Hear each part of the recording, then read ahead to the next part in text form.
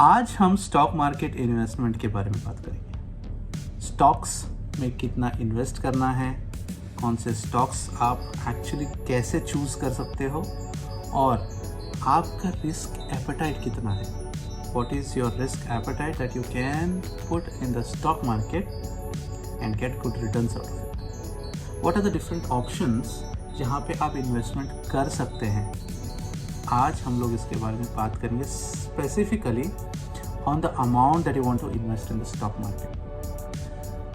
दोस्तों, आज के इस क्लास में मैं आपको बताऊंगा कि जो पैसा आप स्टॉक मार्केट में लगा रहे हो वो कितना होगा। दोस्तों, this is not a calculation, ये काफ़ी लॉजिकल बात है।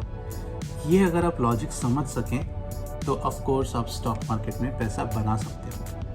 जी हाँ, आप पैसा बना सकते हो, लेकिन ये बहुत पेशेंस का काम है, धैर्य का काम है। अगर आपने इन्वेस्टमेंट किया है और आप धैर्य के साथ उस इन्वेस्टमेंट को होल्ड करके रखते हो, ना कि पैनिक करके सेलिंग और बाइंग करते हो, then there is of course a lot of potential for it to make you profit।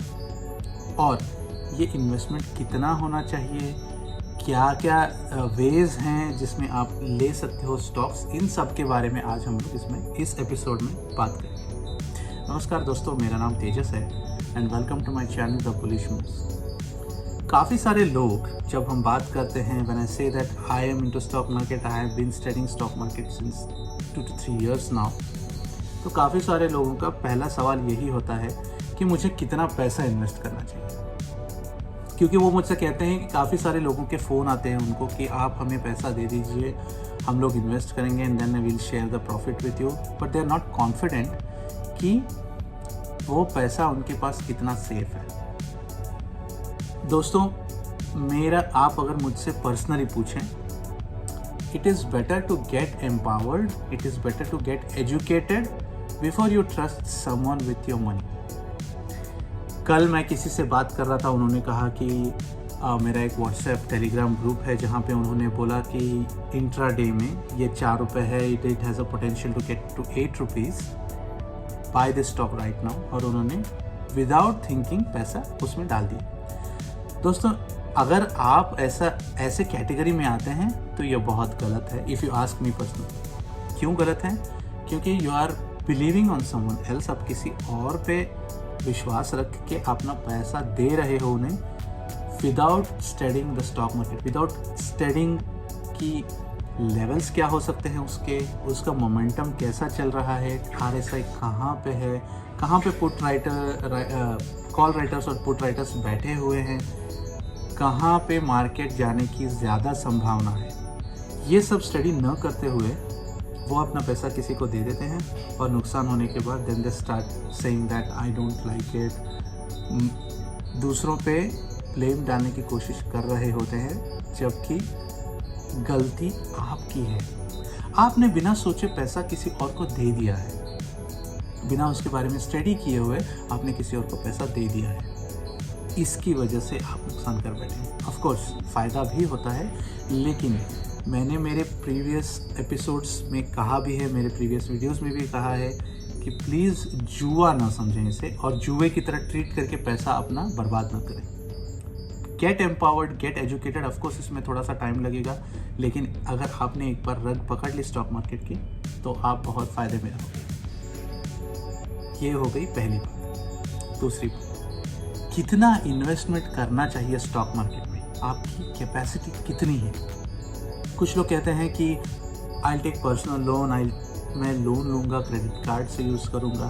Of course not. आपको पैसा स्टॉक मार्केट में उतना ही इन्वेस्ट करना चाहिए जितना पैसा आपका सरप्लस है। फॉर एग्ज़ाम्पल, अगर एक छोटा सा एग्जाम्पल लेके हम लोग समझने की कोशिश करते हैं कि कितना आपको पैसा स्टॉक मार्केट में लगाना चाहिए। हर महीने हो सकता है आप 3 महीने में एक बार इन्वेस्टमेंट करना चाहें, या फिर हो सकता है 6 महीने में एक बार इन्वेस्टमेंट करना चाहें। ये आप पे डिपेंड करता है, क्योंकि पैसा आपका है। दोस्तों, एक बात याद रखिए, ये मेहनत की कमाई है। मेहनत की कमाई कभी भी ऐसा ज़ाया न करें, ये मेरी आपसे दिली गुजारिश है। This is a really the best request that I can do. Coming back, अगर मेरे पास सपोज कीजिए कि आपकी तनख्वाह 50,000 है, आपने, आई वुड ऑलवेज सजेस्ट आप एक एक्सेल शीट बनाइए जहाँ पे आपको पता चले कि आप मंथली कितना खर्चा कर रहे हैं. This is part of a financial journey और a financial goal that I am trying to explain to you. Okay, तो सपोज कीजिए कि आपकी आमदनी, नॉट द प्रॉफिट, सॉरी, आपकी सैलरी 50,000 है. आप रेंट देते हो, आपको ग्रॉसरीज का खर्चा है, you want to go out on trips, you want to spend on food that you want to eat outside, या फिर पेट्रोल का खर्चा हो, कुछ भी हो, चाहे वो 100 रुपये हो या चाहे वो 10,000 रुपये हो, इसका एक लेखा जोखा बना के रखिए. ये आपको बहुत लंबे समय तक चाहिए. फॉर एग्जाम्पल 50,000 जैसे हमने 50,000 का एग्जाम्पल लिया था. फर्ज कीजिए कि सारा कुछ करके आपके पास, आपने 40,000 रुपये खर्च कर दिए हैं और 10,000 रुपये आपके पास बचा हुआ है. मेडिकल रीजंस, मेडिकल इमरजेंसीज कभी भी आ सकती हैं, तो आप 10,000 में से और 5,000 निकाल के रखिए, और जो 5,000 रुपये है, that is the investment that you need to do in stock market. चाहे वो महीने के महीने हो, चाहे वो 3 महीने में एक बार हो जैसे मैंने कहा, या 6 महीने में एक बार. वो रिस्क एपेटाइट कैलकुलेशन आपको खुद करना पड़ेगा. जैसे मैंने पहले कहा, ये लॉजिक की बात है, ये कोई कैलकुलेशन नहीं है. This is all about logic, कि आप पैसा कितना दे सकते हो. और एक फ्रेज है जो मैं बहुत सुनता हूँ, it is no guts no glory. आप अगर रिस्क नहीं लेंगे तो आपको रिवॉर्ड नहीं मिलेगा.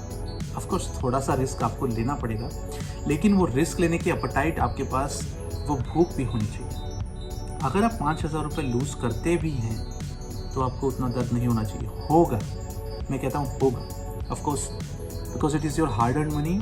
आपको दर्द होगा, लेकिन आप उससे कुछ सीख भी पाओगे, आप उससे कुछ सीख भी लोगे.